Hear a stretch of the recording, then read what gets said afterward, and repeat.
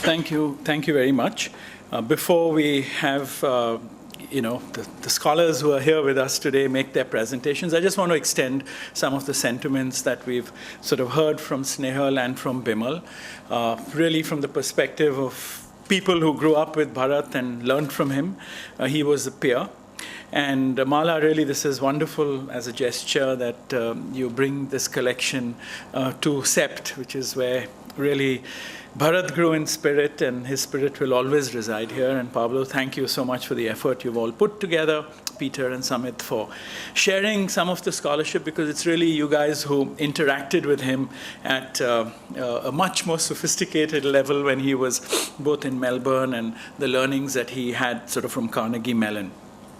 And I think, Snehal, the sentiments that you ended your talk with, this sort of reversal, what is tradition and technology in a historical perspective, is really, I think, what in many ways symbolized that kind of idea that Bharat was all about. I knew Bharat. I was 3 years junior to Bharat. I joined the place in 76. He had been here for 73.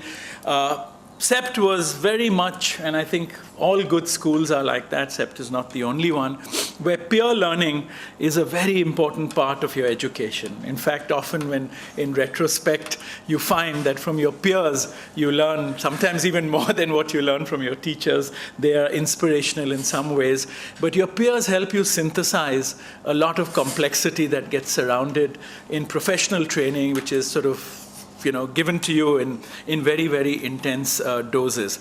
And Bharat was a very interesting combination of someone who was incredibly introverted. Almost sometimes you felt he was, in an emotional knot because he was so introverted. But there were these moments and flashes where he was sharing his knowledge, or when it had to do with engaging with humor, that he was a different person. He exploded into becoming the most sort of profound extrovert you can absolutely imagine. And this combination was something is very memorable because one remembers him for that.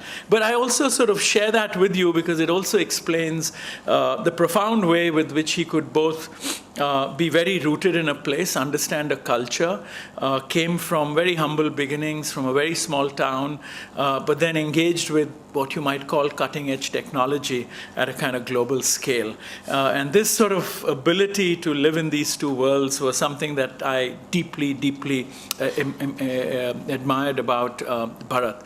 The first time I met Bharat was when, with another colleague, Raj Shetty, they took on an incredibly brave project.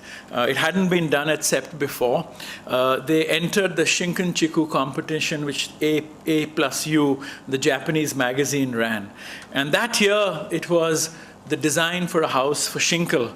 And it was absolutely amazing because, and all of us first-year students were hovering around, helping them draft things, propping them up in this really brave endeavor to enter an international competition out of the platform of CEPT.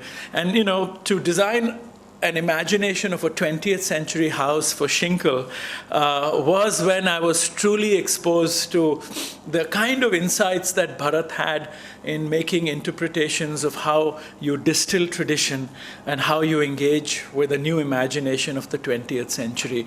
And it was a really, really beautiful project. But more importantly, it was the generosity with which he engaged all of us in sharing that process was an amazing sort of learning experience. And that memory stays, in my mind very deeply etched.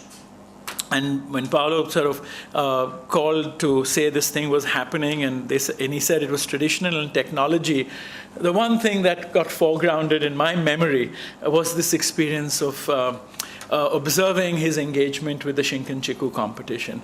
And I think that will sort of always stay with me, and I think it's also emblematic just of his own interest, his own abilities to straddle these worlds. And I think to be rooted in life in its sort of broadest sense is the way that you're rooted in some ways to tradition.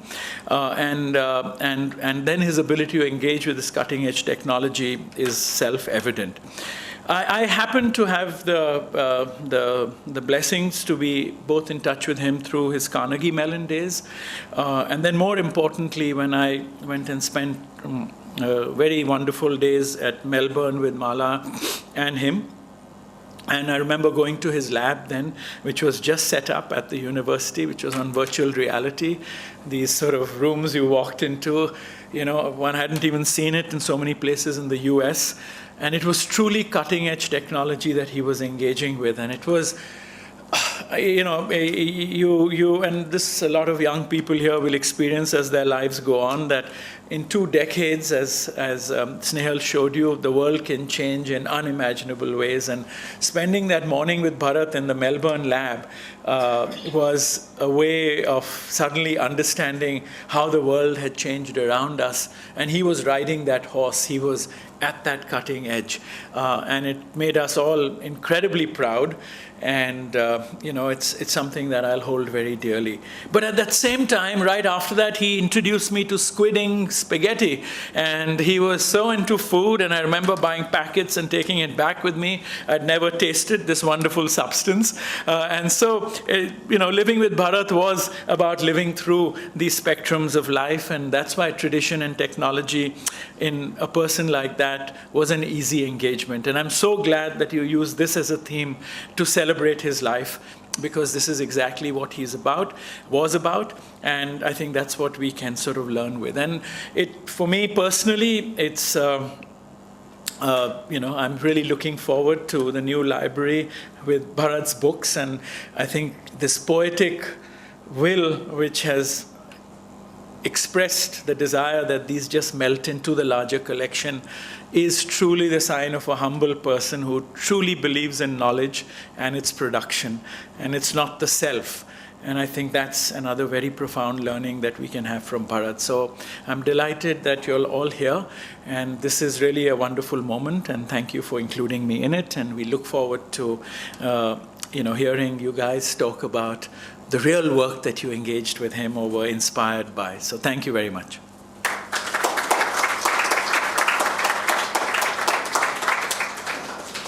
Who are familiar with the aristocracy of architectural history, they will know that I'm not Peter Scriver, even though he's the first name and the first person to be introduced by Snehal.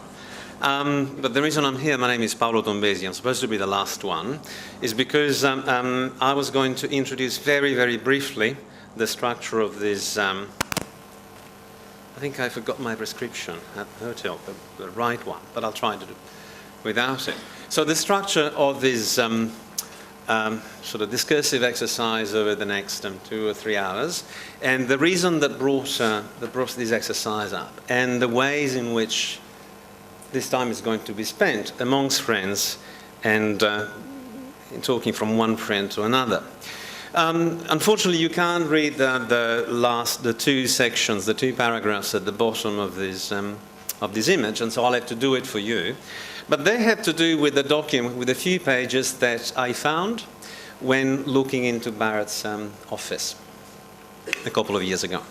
And so I was putting order into his notes, and then I found this page, which unfortunately I have difficulties in reading even here, but I'll try. So my research has all been informed by 2 overarching themes or objectives. One is the development and exploration of digital techniques and tools for architectural design. They must have been written 10 or 15 years after arriving in Australia. The other is the attempt to understand the implications of such techniques and tools on cultural designs and social settings at various scales. And I'm going on to the second one. So the first theme, technology I would say, is akin to an engineering undertaking, in the sense that it is geared towards building precise hypotheses and testing exact routines. The latter, instead, is a cultural project. It's a cultural project, in that it both defines the agenda for and articulates the consequences of technological development. So in a sense, words that were written for personal use and in a very private setting do in fact define his agenda his academic agenda, to a certain extent his personal agenda, and possibly define the series of friendships and connections that he did manage to establish over the 30, 40 years of his academic life. And it is within this spirit that I put together a number of friends that one way or another managed to collaborate with Bharat, myself included, over the last 20 years. Particularly because in some ways, the list of people that you see presented here work exactly on the relationship between those two within that polarity. Technology on one side, either contemporary or historical, in the case of Peter, for example, or Sambit, and tradition on the other side, in terms of the cultures, the mores, the ways of living that are to be embedded in that technology or transformed, and conflictually at times by that. And so in this way, this is possibly the best way of looking at this particular series. So the first one is Peter's Scriver, the old as yet, although very young sage of not only of architectural history in the British world, but particularly in the relationship between the institutions of the British world and India when it comes to the built environment. The second one is Blair Gardiner, that would possibly be impersonated by myself due to contextual problems. That would have been looking at the role of technology in changing very, very specific professional traditions that are embedded into the protocols and the office practice of architectural firms, in principle around the world, but more specifically in India. Then after that, Sambit Datta, that has been, not only a dear friend of Bharat, but also someone that took, in a sense, fertile inspiration, I would say, from Bharat's initial work on the modelling of particular places, historical places, which he then transferred onto his own work, which is possibly by now world renowned, on the modelling of temples and other typologies in this particular part of the world. And last, but certainly not least, myself. Because last year, or 2 years ago, I received the grant, the funding that Bharat himself received from the Australian Research Council in order to complete his research project. And it is a research project that essentially goes back to the kernel of this proposition, which is how technology, in this particular case, digital fabrication technology, is not simply talked about in academic circles such as this one, but is actually managing to enter the world of design practice and the world of construction, thereby possibly causing major disruptions into the cultures that adopt them. So this was a way of bringing everyone onto the table of discussion and try to find something that, whilst, of course, celebrating the Festschrift, as it would have been the case here, also didn't limit itself to providing the grounds for remembering someone, but also providing grounds for leaping forward and using the work done by Bharat together with us or by himself over the last 20 years in order to move into a world that in part we know and in part we've yet to discover, but that is after all the relationship between tradition and technology. Without any further ado, I would like to call my dear friend Peter Scriver to the lectern now. Thank you very much.